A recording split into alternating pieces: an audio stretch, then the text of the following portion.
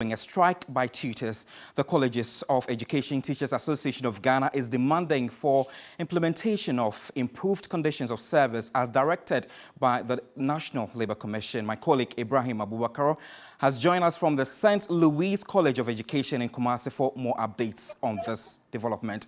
Good afternoon, Ibrahim. What more do we know?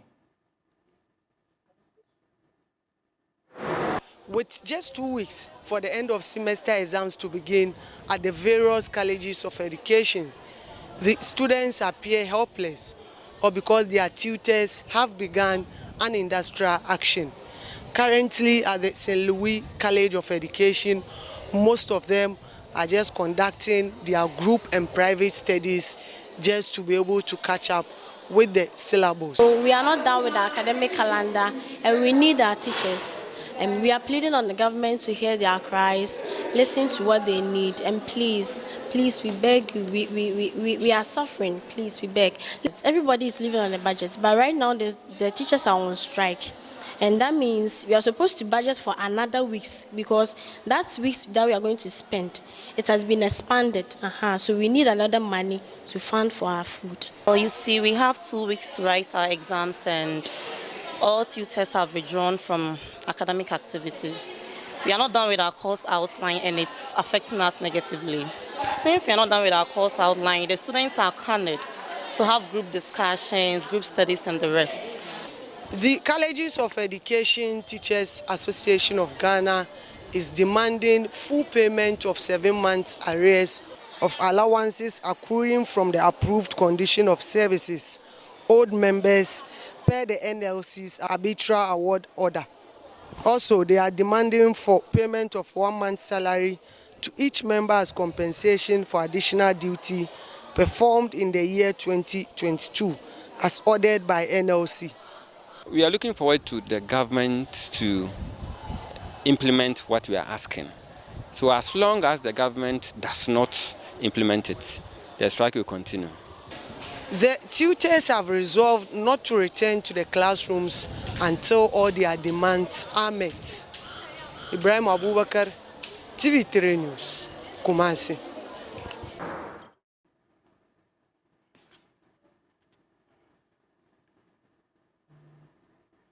My colleague Ibrahim Abubakar joined us live all the way from the Ashanti Regional Capital, Kumasi, to give us details on the SETAC strike. Ibrahim, if you can hear me, where are you and what more do we know?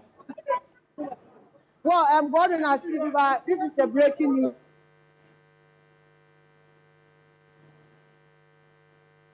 I've just moved from the premises of the St. Louis College of Education and headed around the Central Business District. You know, if viewers can recall, we told them that KMA has decided to ban the movement of tricycle taxis within the Central Business District of Kumasi. And this is part of an effort to decongest the city. Now, implementation was expected to begin yesterday. Yesterday, unfortunately, it couldn't come on because officials said they were expecting the tricycle riders to comply voluntarily. This morning, the same thing, but just a few minutes ago, there was sporadic shooting here because the KMA, together with the police, decided to team up and enforce the movement of tricycle taxis within the Central Business District. And some of the riders, we are told, started tossing stones at them, so they had to call a reinforcement backup. So currently, that is the noise you see there. And so far, 10 of the tricycle operators have been arrested, 8 sent to the Swami Police and 2 currently at the Central Police. They are saying they don't want to engage them forcefully. They just want them to voluntarily restrict their movement within the Central Business District. But Gordon, it seems they are not coming to a headway because the riders are bent on coming. They say they will not allow KMA to restrict them. They rather want them to regulate the activities. So what the police is currently doing is that if it is any vehicle apart from tricycle taxi, they will allow the person to have access to the CBD, that's the KJTI area. But if it is a tricycle operator, they will rather tell you to turn around and go back to Swami or other areas. If you try or if you decide not to comply, then they will effect the arrest. So currently, that is what is going on here. In fact, for now, I can tell you relative time has begun because some minutes ago, the police was giving some gunshots just to be able to disperse the crowd here. All right, that's my colleague Ibrahim Abubakar coming in with some breaking news in Kumasi, where there has been a ban on tricycle operations. It is actually taking effect at the moment as we are speaking. But Ibrahim, if you can hear me, let's go back to the SITAC strike. We want to know how the situation is in Kumasi. Well, for now, I was able to visit all the two colleges in Kumasi, the St. Louis College of Education and the Wesley College of Education. For now, I can tell you most of the classrooms are deserted. The tutors, you can find some of them on campus, but they are not going to the classrooms to conduct any teaching activities. They are saying until their demands are met, they are not returning to the classroom. And you know, like some of the students said, they have just 2 weeks to begin with their end of semester examination, and they are not done with the syllabus yet. So right now that teaching activities have been boycotted, they don't even know whether the exams will come on because it is the same tutors who have to supervise it. So if the government does not intervene, it means the academic calendar will be disrupted, and even the little money on them will not sustain them for the additional weeks that maybe they will have to add. So basically, they are also pleading with the government to judge up with their tutors and allow them return back to the classroom for effective teaching and learning to continue. All right, thank you very much. Ibrahim Abubakar is my colleague from the Ashanti region. We have more details on this, but before that, the strike by Colleges of Education Teachers Association of Ghana, SITAC, has taken effect in the northern and the northeast region. A visit to the Bagaba, I beg your pardon, and Tamale Colleges of Education in Tamale shows students idling about. Checks from EP Colleges of Education in Bimbila, St. Vincent College of Education in Yendi, and the Gambaga College of Education reveal some sad situations over there, and academic work at the moment has been halted in that part of the country. So I've been joined on the phone by our Northern Regional Correspondent, Christopher Amwako, to give us details on the back of this particular strike action. Christopher, if you can hear me, how dire is the situation in the Northern region? Yes, so it's basically the same as what Ibrahim has reported from the Ashanti region. They are tutors, though some of them are on campus, but academic activities is not going on. Students are idling about with only a few of them in lecture halls trying to do their own personal studies. So, and most of them, for instance, the final years and some of the continuing students have just about 2 to 3 weeks to end the academic calendar. And so for them, this particular strike is going to have an impact on the academic calendar, because if they are unable to write their exams now, it means that it will be shifted to a later date, and that would definitely be a burden on them coming to school next semester. All right, thank you very much, Christopher, for those details. Away from that, the administrator at the Wasai Kropong Government Hospital, Agberto Doke, has disclosed that the strike by the physician assistants has increased the waiting time at consulting rooms at the facility. He says this is putting much stress on the only 2 medical officers who have to cater for the average of 90 patients a day. Monday, July 24, the physician assistants joined their colleague graduate physicians in an ongoing nationwide strike to protest what they describe as discrimination in their profession and threatening of their dignity as physician assistants, as well as disrespect by the Medical and Dental Council. A tour through some health facilities in the Western region reveals that all members of the Ghana Physician Assistants Association are compliant with the directive. The administrator of Wasai Kropong Government Hospital, Agberto Doke, says the only 2 doctors at the facility, which has 4 physician assistants, are now overwhelmed with the workload. We, as a facility, we have 4 PAs and 2 medical officers. So this morning, with the attendance we have, the two doctors were overwhelmed. And we already had a challenge with waiting time to attend to patients. So this strike has also added to it. So we have a longer waiting times for patients to leave the facility. At the OPD this morning, the queue was very slow. And as we are talking, we are in the afternoon. And the doctors who started the consulting in the morning, they are still consulting. And the same doctors went on round this morning. So after the rounds, they came to consult, attend to the patients at the OPD.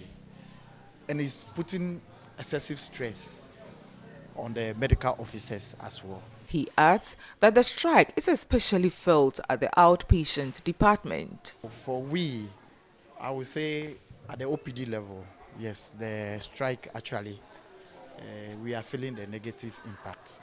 It does not augur well for us. When the PAs were in the system and they were supporting, things were a bit faster.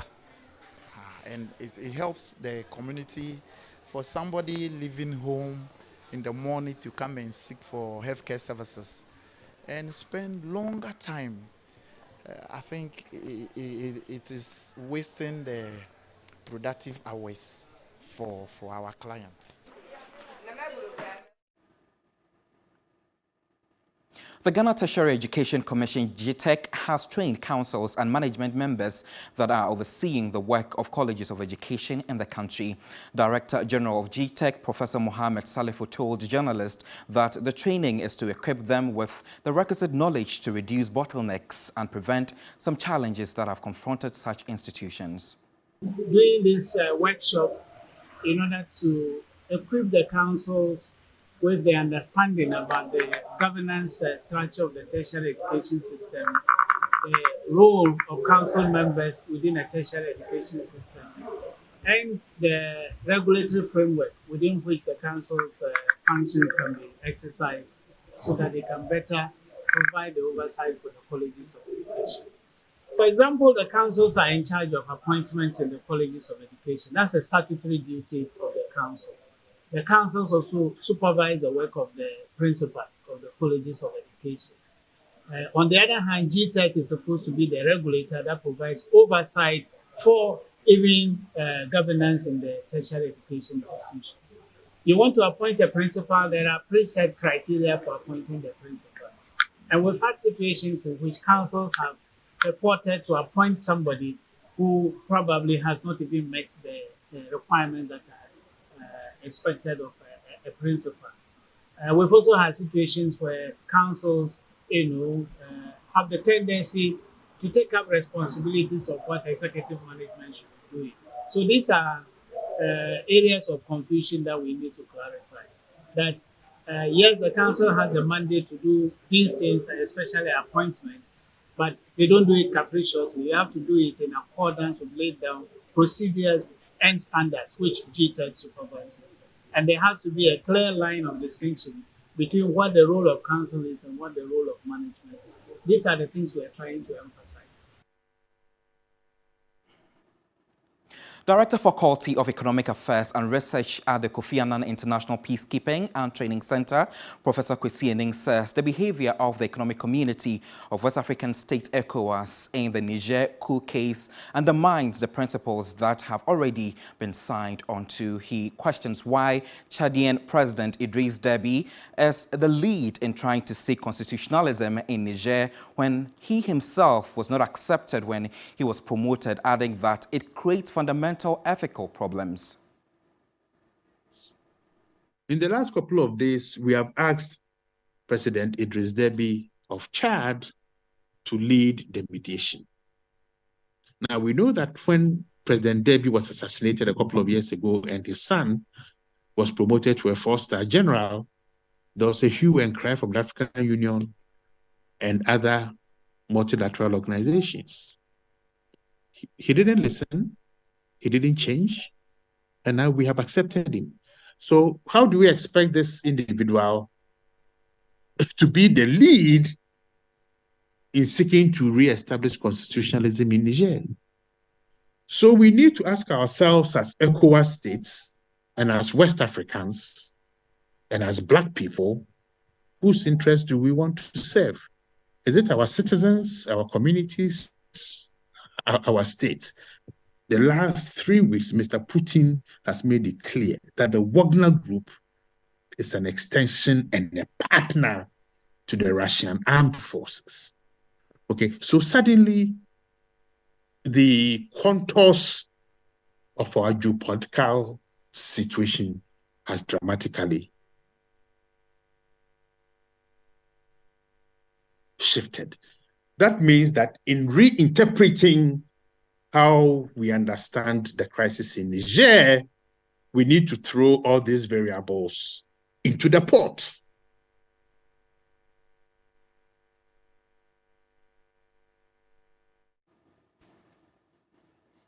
You're still watching Media Live here on TV3 with me, Godwin Asidwa. We'll be back with more stories. Stay with us.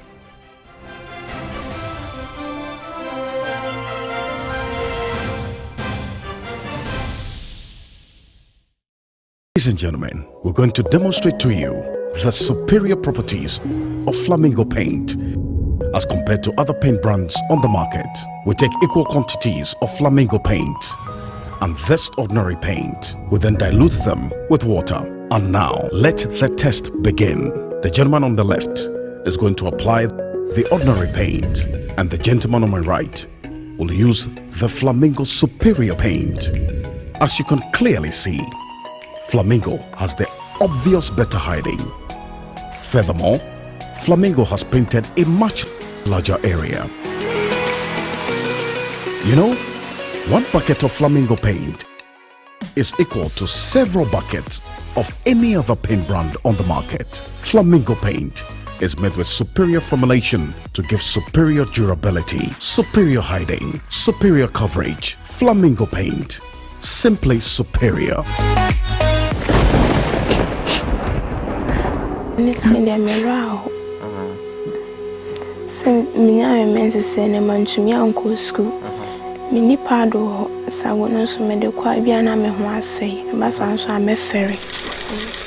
Now, in order to curtail the flow of a monthly period, some of the girls here use anything from rags, old clothes, toilet papers, even baby diapers, or literally anything that can absorb the flow. She's at the moment experiencing her monthly flow and also wearing a rag to absorb the flow because she cannot afford a pad. My mom wasn't having money, so I could use napkin during my period, so I could stay home for 1 week. Beyond the issue of they even have to beg for or have to have a sexual relationship with people to be able to afford it, their right to education is also at stake. The provision of free sanitary pads for girls in deprived areas of the country is a must. How do we have luxury taxes on something as basic as a sanitary pad? It's a cardinal sin. This is unacceptable. Period. My Period is Not a Shame. A documentary by Godwin Asidwa airs on Wednesday, August 2 at 9 p.m. on TV3, TV3 Ghana across social media and 3news.com.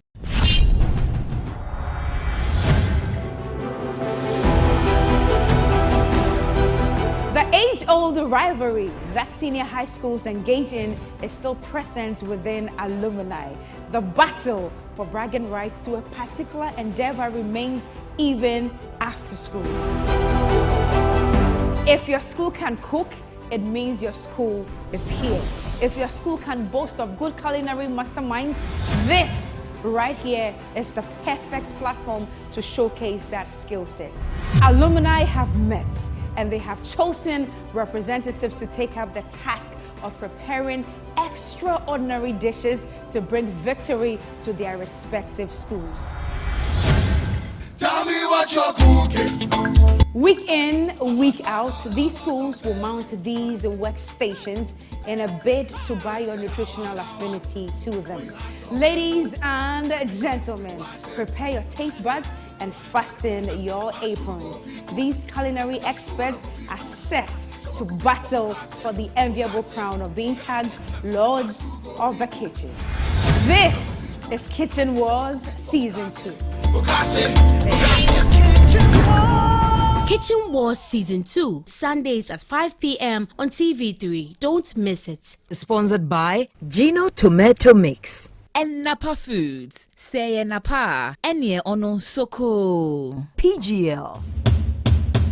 We are at that time of the year, and the much anticipated trade and exhibition fair is here. It's the Western Trade Fair, the August 2023 edition. It will be massive and engaging. Companies, small and medium scale enterprises, join the fair. Let's network and grow our business together. Date Sunday 30th July to Sunday 6th August 2023. Time 8 a.m. to 10 p.m. each day. Venue the Takrady Mall. Activities include seminar, live band, gospel show, fashion night, and many more. The general public is invited. Entry and admission is absolutely free. For sponsorship, booking, and inquiries, kindly call or WhatsApp 0245 787 886, 0244 244 027, 0243 438 251. Partner Takrady Mall. The Western Trade Fair is powered by Connect 97.1 FM. Connect Western Trade Fair. A Gwedifu one Bronya. I've been watching you from a distance. 10 valiant men, all poised to battle for their bragging right. Old wine is sage, improves as time goes on. The stars have aligned for us in this moment. Our time is now.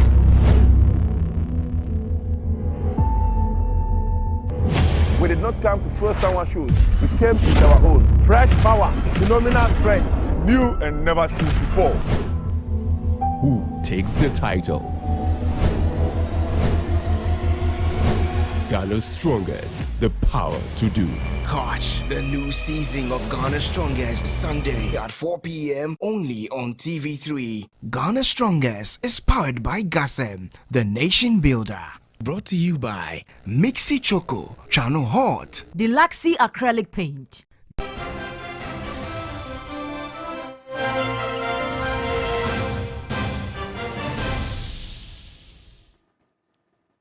Thank you for staying with us here on TV3. You're welcome back. Let's take more stories. The Ministry of Works and Housing has been directed to explore the possibility of disposing of the Saglemi Housing project covering 1,506 housing units to a private sector entity to complete and sell to Ghanaians at no further cost to government. That's according to the President, Nana Addo Dankwa Akufo-Addo. He made these statements at the sword-cutting ceremony at the National Affordable Housing Program, which seeks to put up 8,000 housing units within the space of 18 months. My colleague Judith Awachi Tando joins us live for some reactions on the back of the story. Judith, good afternoon.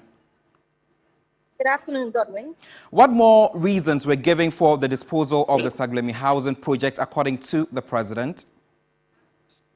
Right, and so Godwin, we already know that the Saglemi Housing project was meant to deliver 5,000 house units, and then by the end of the stipulated time, it only delivered in excess of a little over 1,500 house units. And so that was also done at a cost of just about 98% of the amount that was stipulated for this housing unit. And so according to governments, they did some feasibility studies on the Saglemi housing units, and they're saying that $46 million was required for the provision of off-site infrastructure. They're talking about water, electricity, and storm drains. And we know that these were not provided initially at the Saglemi housing units. They're also saying that an extra amount of $68 million would be required for the completion of 1,506 housing units and other works on the buildings at the Saglemi housing units. And so in total, there's an additional investment from government, which was approximately $114 million to complete all the outstanding works on the Saglemi housing units. And so based on this assertion, they arrived at the fact that they needed to dispose of the Saglemi housing units to private developers in order for them to develop it further and then sell it to Ghanaians at no further cost to government. That is what has been said. Do we know what will be the average cost for the various housing units upon completion? Right, and so I'm currently looking at their pamphlet. It shows all the costs that would be available. They're saying that a studio apartment would cost a maximum estimated unit price of $13,800 US dollars. They're saying that one bedroom apartment would cost $20,700 US dollars. They're also saying a 2-bedroom apartment would cost $34,500 US dollars, and a 3-bedroom apartment would cost $42,550 US dollars. And that it is also important to know that this new project, would be done by private developers. And so we are seeing about 5 different private developers that would be working on this particular project. As to whether this would really be affordable for Ghanaians, well, we are yet to find out. Godwin. All right. Thank you very much, Judith Awachitando, for all those details. And away from that, the General Legal Council has in the past years come under scrutiny over the conduct of judges and criteria for law students to be called into the bar after several students' inability to make it to the bar. The Chief Justice Gertrude Torkornoo seems to have offered some explanations, and she has been explaining more in this report. Torkornoo has justified the decision by the General Legal Council to deny certain personalities the annual call to the bar for stated reasons. Speaking on conduct of law students and lawyers in general as an event in Accra, the Chief Justice said she was surprised at the outrage that has often greeted the decision of the General Legal Council. Speaking on conduct of law students and lawyers in general at an event in Accra, the Chief Justice said she was surprised at the outrage that has often greeted the decision of the General Legal Council. According to her, to come into the space of the legal sector, an individual's conduct cannot be obscene and offensive. Her comments come after a popular social media sensation and a student of the Ghana Law School, Ama Governor, was denied a call to the bar in November 2022. It followed a petition to the General Legal Council about her conduct on social media a few days to the call to the bar. The Chief Justice was also concerned about commentary of judges on cases being heard in courts. The same way a judge shall be reticent about cases pending in any court. If we could haul an individual before court for contempt of court for discussing a case in court, then we ought to haul a judge even faster. A judge shall refrain from making any public statement that might reasonably be expected to affect the outcome or impair the fairness of a matter pending or impending in any court, or any non-public statement that might substantially interfere with a fair trial. The comments of the Chief Justice, according to some, was a direct response to the Dormahini who was hauled before the Judicial Council over comments on James Jachikwesin trial. The Minister of State in charge of Finance and Economic Planning, Dr. Mohamed Enimadam Atta, has served notice government is seeking to enhance the electronic transaction levy, popularly known as e-levy, to collect more from the public. He says government has been disappointed with the performance of such an important tax. As a result, efforts are going to be put into making it more efficient since it constitutes an important revenue source for government. I think that e-levy is not doing as well as we wanted. As a result of that, in this mid-year, the e-levy projections have been revised down. We're expected to be achieving 2.1 billion cedis from e-levy. It's been revised down by about 1 billion cedis. But we need to be able to enhance the collection, because it's a big opportunity out there. Online businesses are very important sources of revenue for many countries, and Ghana is no exception. And so e-levy is going to be enhanced. We will make it more efficient in order for us to collect more. But another reason it hasn't performed well was because of the amendments made to the e-levy act in Parliament. We were hoping to reduce the rate from 1.5 to 1%, but also the threshold.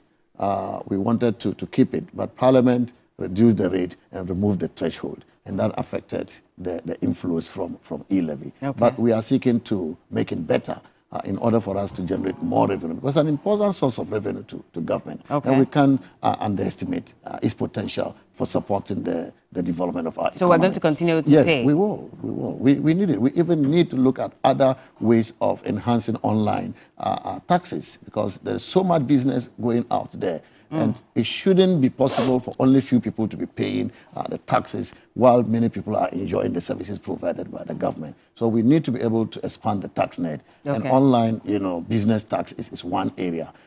For example, what e-levy is trying to do.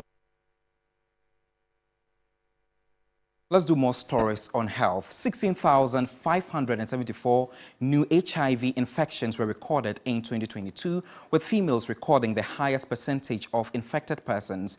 The Greater Accra region has the largest infections rate of 23%, followed by Ashanti region 20.4%, and Eastern region with the Northeast region recording the lowest rate of high HIV population. Director General of the Ghana AIDS Commission, Dr. Tremi Etuahene, made the announcement during the dissemination of 2022 national and sub-national HIV estimates and projections.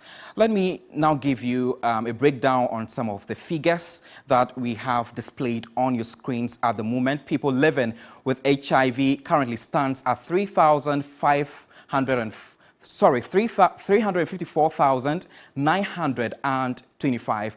Now it goes to say that 115,235 are males and 239,692 are females. Now, when we go to the new infections, we have 16,574 people, and it constitutes of 5,647 males and 10,927 females. Now, AIDS-related deaths has actually risen. We have 9,359, which constitutes of 4,353 males and 5,006 females. Really disturbing updates over there regarding the number of people who are currently affected with HIV.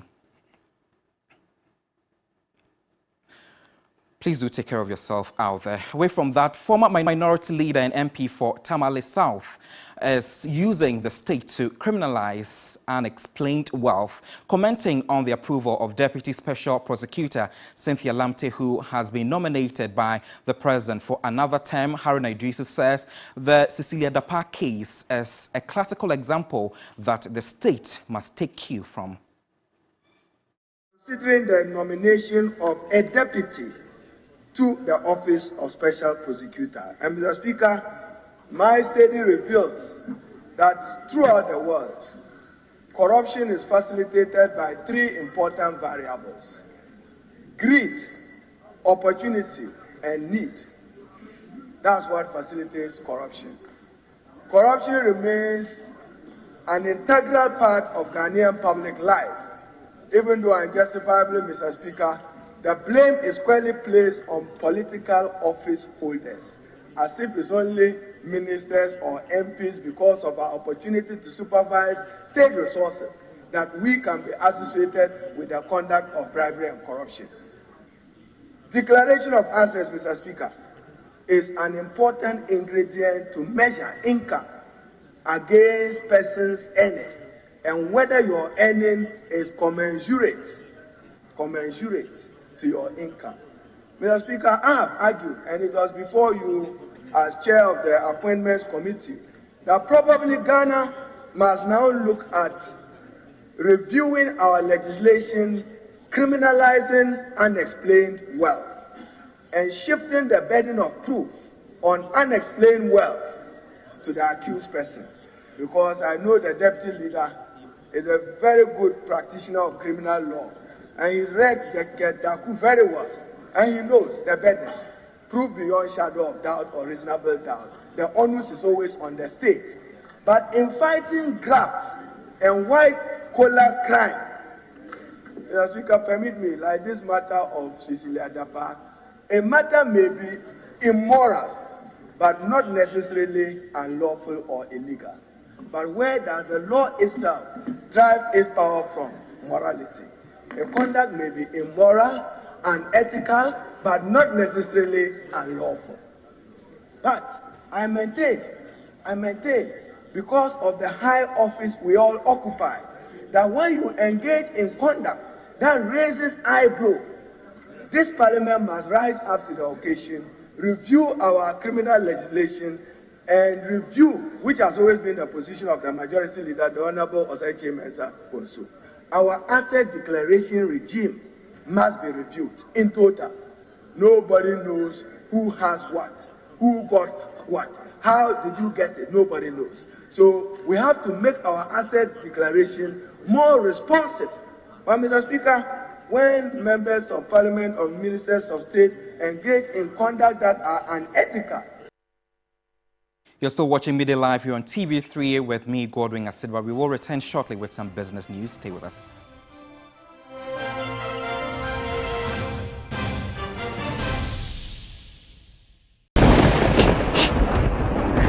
Listen, I'm around.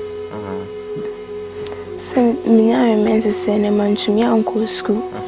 Mini pado, Saguno, so made a quite bien. I'm a say, but I'm a ferry.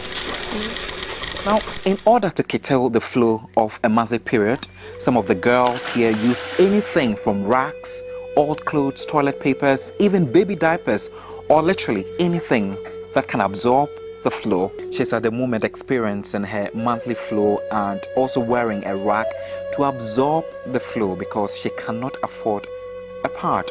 My mom wasn't having money, so I could use napkin to during my period, so I could stay home for 1 week. Beyond the issue of they even have to beg for or have to have a sexual relationship with people to be able to afford it, their right to education is also at stake. The provision of free sanitary pads for girls in deprived areas of the country is a must. How do we have luxury taxes on something as basic as a sanitary pad? It's a cardinal sin. This is unacceptable.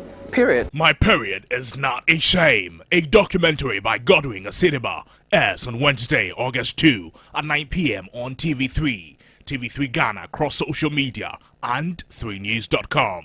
The Ghana National Association of Teachers, NAT, has scaled up its commitment to ensuring improved access to treatment for teachers battling cancer. Together with the Sweden Ghana Medical Center, SGMC, NAT provides teachers and members on pension with free cancer treatment. Effective this particular year, when you retire and unfortunately something like this thing happens to you, the center will take care of it. And on top, the Ghana National Association of Teachers also seeks better conditions of service for members in hard-to-reach communities, as well as aiding better access to the professional development of members. Apart from the professional courses, we are going to have programs for our members that members will be moving to Abankro to have a field and also get continual professional development from the institute. Learn more on TV3. Make a date with Nat R every Wednesday at 5:45 p.m. and Sundays at 1:30 p.m. Nat R, hope for the Ghanaian teacher. Nat Hour shows Wednesdays at 5:45 p.m. and on Sundays at 1:30 p.m. on TV3. Watch Isono on TV3 Mondays to Thursdays and stand the chance of winning amazing prizes. Now you can win amazing prizes in the Isono Watch and Win competition. Answer an easy question at the end of the episode and text your answer to 0550-052-927. You can win airtime weekly and other amazing prizes like spa treatment and hampers at the end of the month. Catch Isono on TV3 Mondays to Thursdays at 8 p.m. TV3, first in news, best in entertainment. What do you men want? What do you want? We want women. You want women? We want women. Ade. You want women? What am I to you? Compare what am I to you? You are a woman. Me yere to me confirm Manchester the betunzu. Chester wodo brother. Me do Joda 1159. Ubrezi ana usi hata hamana so ho no. Akoromfo be fa en wahu. Mi hu yo. Timi de say ona hamana yesi. Musa hamani ye nipa nko be kansa one side pe auntie bi me se me ko wo fufuo no e wo soro ho to your back to say me ashi gogo nana ma go top coat udiem pepepe Mefat malaria game changer no Raffle Coast, a chance to win big. Wallet Yabatao Killer syrup and Mammo Freddy tea. Efiera, this and every Friday at 8:30 p.m. on TV.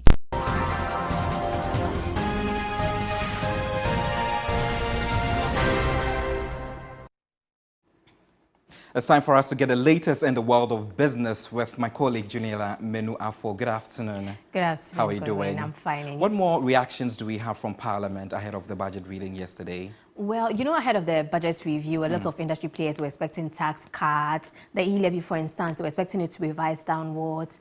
And then the COVID-19 health levy, but unfortunately, the minister didn't mention anything about those. So we have some coming up and more interesting stories from the world of business. Take it over. Thank you so much. Welcome to the business segment with me, Menu-Afo. In our first story, government is inviting holders of the domestic notes and bonds of the Republic of Ghana, ESLA PLC, and Dachi Trust PLC to a debt restructuring deal that gives the state fiscal space in the medium term at no loss to the retirement funds. Pension funds have been offered to exchange about 31 billion cedis of existing investments that carry an average coupon of 18.5% for 2 new bonds maturing in 2027 and 2028 with an average interest rate of 8.4%. Government will also give holders more of the securities which were issued in February and an additional cash payment instrument that offers 10% according to the release from the Finance Ministry. This will result in a stream of coupon payments totaling 21% according to the memorandum. In 2023 and 2024, both instruments will pay 5% coupon in cash and the remainder will be capitalized into the nominal amount of the 2 bonds and paid at maturity. This is in order to enable governments comply with macroeconomic requirements under its program with the International Monetary Fund. According to the release, this alternative offer has been designed to achieve the same average maturity, achieve a better average coupon, while alleviating the cash constraints for the government during the initial years after the exchange. Ghana, after defaulting on a Eurobond payment earlier this year, is restructuring most of its 569.3 billion cedis debt as of end April to make them sustainable under the $3 billion IMF program entered. Ghana, after defaulting on a Eurobond payment earlier this year, is restructuring most of its 569.3 billion cedis debt as of end April to make them sustainable under the $3 billion IMF program it entered mid-May. Meanwhile, lead researcher at GCB Capital, Courage Boti, says the acceptance rate for this new offer will be much higher and there won't be much resistance as the terms appear very favorable and juicy. He spoke to 3 Business. From the way I read it, in total, these investors will be getting, or these pension funds will be getting some 18.35 and 18.5% on this exchange bonds. And they are going, rather interestingly, for a long tenor, an investor with a long investment horizon, they are getting shorter terms, 2027 and 2028. And that is the earliest the DDP bonds will mature. And so what is happening here is that they are getting their money back early, and they are getting it at terms very close to the average coupon rate on the initial bonds, really. So it works in their favor. And that is why I think that the acceptance rate will be probably higher and there might not be so much resistance to it because the engagements have gone on in the background. In more business stories, Finance Minister Ken Ofori-Atta has reiterated government's resolve to support critical institutions in the private sector. This is also to support these institutions to deepen their interactions with the private sector and spur growth as the economy recovers. Has established and recapitalized critical institutions that are able to provide financial intermediation to the private sector. These institutions include Gerstel, Development Bank of Ghana, Consolidated Bank of Ghana, the Ghana Commodity Exchange, the Ghana Infrastructure Investment Fund, and the Venture Capital Trust Fund. Mr. Speaker, as the economy recovers, we need to support these critical institutions to deepen their interaction with private sector to spur growth and create more jobs. Government will place emphasis on supporting DBG capital raising to $1 billion mark in the medium term and disbursing about $1 billion Ghana cedis in loans from the current 450 million by end of the year. Now, away from that, government has established an export trade house in Kenya to promote made-in-Ghana products and services. In line with the Africa Continental Free Trade Area, government has also facilitated the issuance of AFCFTA certificates of origin to 51 Ghanaian companies covering 300 products. Let's hear from the Finance Minister. Government has established an export trade house in Nairobi, Kenya, to promote made-in-Ghana products and services. We have also undertaken a marketing expansion expedition to Kenya with 63 Ghanaian companies to introduce them to the East African market. Government has also facilitated the issuance of AFCFTA certificates of origin to 51 Ghanaian companies and businesses covering 300 product lines, indicating eligibility to be traded under AFCFTA. And that's how we wrap up the business segment here on Midday Live. My name is Menua. Stay with us. We have sports coming up after the break.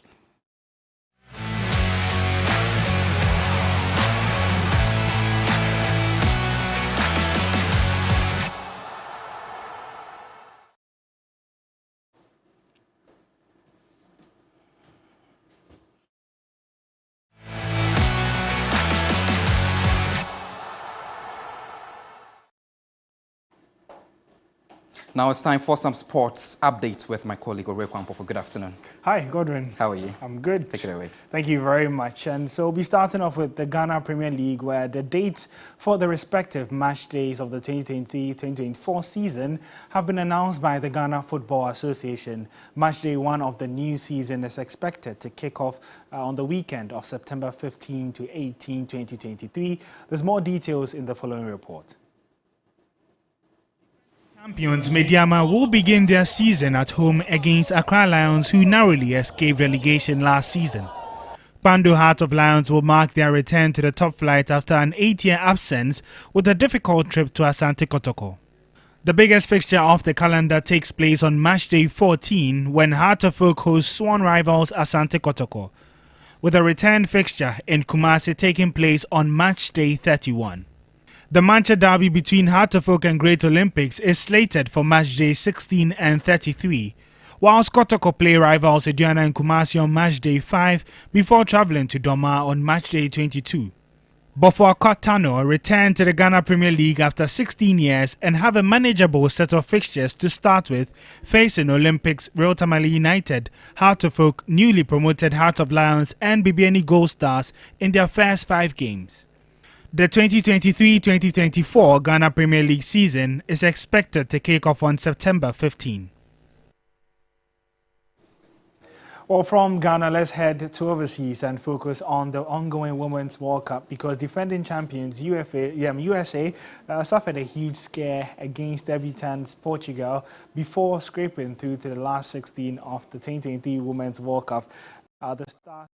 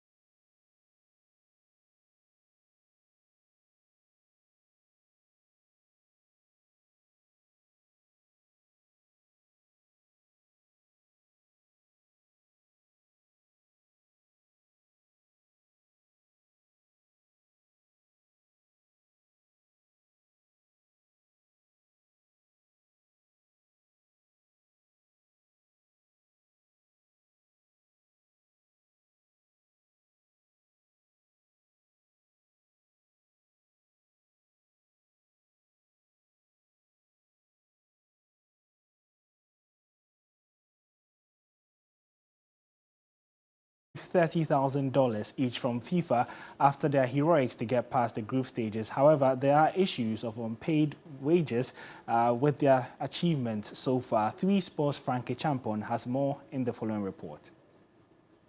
The men's football team has had outstanding achievements. The Super Falcons are record African champions and the only African team to represent in every FIFA Women's World Cup tournament. For years, the NFF has had issues pertaining to player wages with the Falcons, with a recent one making the players threaten to boycott this year's World Cup tournament. After their win against host Australia, Arsenal legend Ian Wright, in a tweet, called out the NFF to pay the players match bonuses amid the ongoing impasse. This has been the second successive World Cup tournament that these players have protested for their wages. At the World Cup in France, the players refused to leave their hotel after their last game because they knew that if they left the hotel, they would not be paid. So it's something that has been reoccurring, and I don't know when this will stop. I will not forget when they won the AFCON or the WAFCON, I beg your pardon, in South Africa, and they were all ferried with a vehicle that is used to ferry yam or farm produce. And it tells you of how bad they value these girls. With FIFA giving money to each association for this year's tournament, one would have thought these ladies will finally have their breakthrough. However, till now, there are issues surrounding the FIFA bonuses, as the NFF is yet to break a deal with the Super Falcons. The NFF got $960,000 from FIFA as money for teams that qualified for the FIFA World Cup. But as we speak, they refuse to pay the girls because the girls had an agreement with the NFF and said, give us 30% of the FIFA money and you take 70%. But when FIFA made an announcement that each player of every team will get $30,000 if they reach the next round and up to $270,000 if they win the tournament, the NFF suddenly backed out of the agreement. And they said, oh, FIFA is going to pay you. But that's a different agreement compared to what we had, because you are getting money from FIFA. The team will play in the round of 16 after booking their place in their group. However, they still have to deal with bonuses as they battle against the best in the world. Well, that was a report by Bill Eshun. But before we wrap up here on the sports segment on Midday Live, let's just quickly touch base with the latest transfer news, which sees Brazilian midfielder Fabinho complete his move to Saudi Arabia club Al Ittihad from Liverpool on a 3-year deal. The 29-year-old did not travel with the Reds to a recent training camp in Germany after the Saudi side made a £40 million bid for him. Fabinho was also left out of the club's current trip to Singapore as the move was finalized. He added in a statement saying that, I say this with a heart full of joy. I love this club. Thank you, Reds, for everything we've experienced together.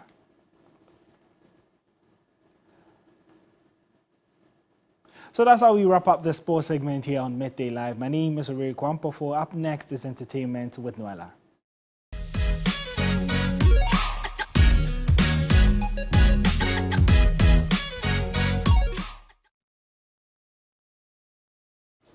You're welcome back. Now it's time for some entertainment news, and Noella is here. Good afternoon. How are you? Good afternoon. How are you doing? What's up? What's happening? Well, there's a lot happening. We still have some SS from GMB over the weekend, so we're just going to do that here on Midday Live. My name is Noella Donko. Now, the ever-beautiful Cookie T and the affable Anita Ekwia Ekufu returned as hosts for GMB 2023. Now, the two could not hide their excitement after the grand launch of GMB 2023. They spoke to 3 Entertainment after the show.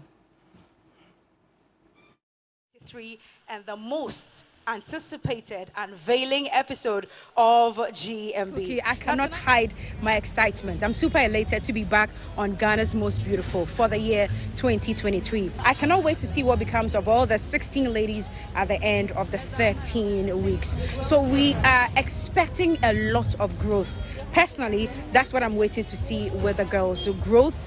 Ghana's Most Beautiful is about heritage, our culture, our tradition, how authentic you are as a Ghanaian. And of course, you have to be beautiful. This year, the girls are more than elegant. They are truly beautiful. So it goes to say that this is really Ghana's beauty, Africa's pride. It's very exciting to come back and do this, especially with my co-host Cookie T. It's always beautiful to see the transformational, journey the ladies go through from day one all through to the ultimate moment where we crown our queen. And so it's great to be back. I can't wait for how the season is going to unfold. And you at home, you have to sit down every single Sunday, watch, enjoy, and vote for your favorite queen.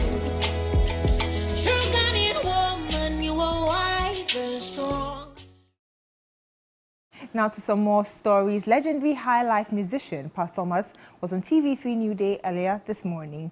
Now the Sika Emoja hitmaker opened up about music, the golden era of High Life, and how willing he is to collaborate with a new crop of artists. He spoke to TV3 New Day team this morning. Here's some from the conversation.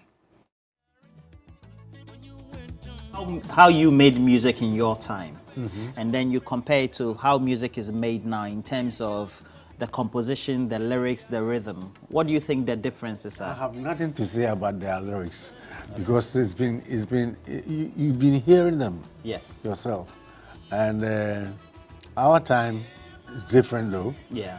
But this is like their time. Yeah. And they say whatever they think is okay for them. Yeah. I mean, there are generations, you know. So every generation has its sort of way. So I mean, you can complain. They are doing what they feel is good for them to do, and nobody can stop them. And nobody's supposed to stop them, anyways. Yeah.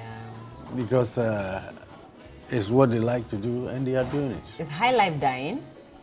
Don't ask me that question. High Life can never die. Never, I'm just asking. Yeah. Never. High Life can never die. Never. Never. Never. But does it worry you sometimes that we don't have as many musicians doing High Life as against in Ghana? We have many musicians doing High Life. Compared to the other genres? You think we have many musicians? Yeah. Okay. Even the young guys are also doing High Life. But just that they're trying to differentiate it in a way to sell themselves, you know, like Afro pop, Afro this, Afro that. It's all High Life. That's right. It's all High Life. Oh, it's all High Life? I bet you. Okay. Actually fascinated. I was very excited about that song that you did with Sarkodie. I thought that was great. Are we looking forward to any more collaborations moving forward? A lot more with the younger generation? Yeah. Who and who exactly? Okay.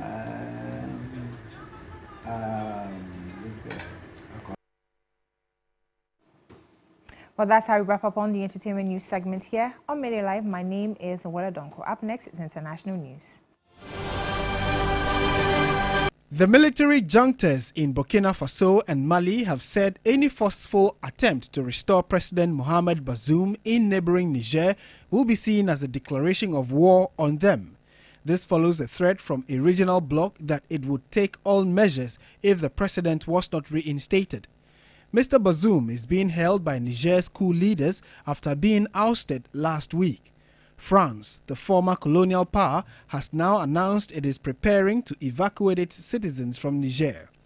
The region, threatened by an Islamic insurgency, has seen several coups in recent years. Both Burkina Faso and Mali have severed ties with the West, in particular France, and embraced new allies with Russia.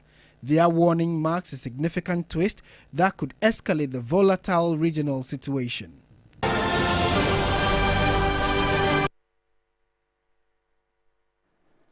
We draw the curtains here on Midday Live here on TV3 with me, Godwin Asideba. For more news updates, you can log on to 3news.com. Have a good afternoon.